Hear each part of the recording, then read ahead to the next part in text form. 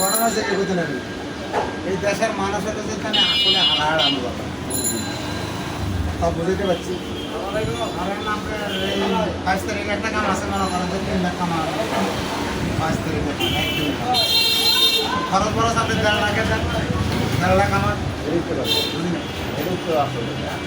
30 দিন যদি 1.5 লাখ করে কামাইতে যাইতে মনে করেন যে আপনার কত 2,000 টাকা কমে গেল, কিন্তু সাউরা করতে এখানে আমার মান জুতোর উপর আমার টাকা পয়সা জানেন কেরম বোঝেন।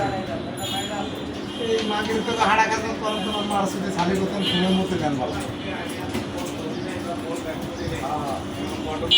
আমি মনে করেন যে আমার এমন আমার অর্ডার আছে, মনে করেন যে এখানে পাহাড়ে আমার অন্ধবিশ্বাসে বিশ্বাস করে। আমি কিন্তু এই জায়গায় যতদিন দমদারি করছি আমার মুখে একার মিথ্যা কথা নাই, আমি কিন্তু কথা বলি।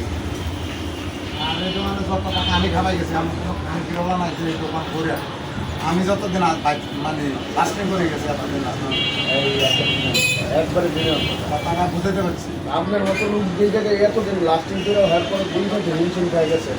তারপর মনে করেন যত টাকা গেছে আমি দিয়েছি, কথা বুঝতে পারছি।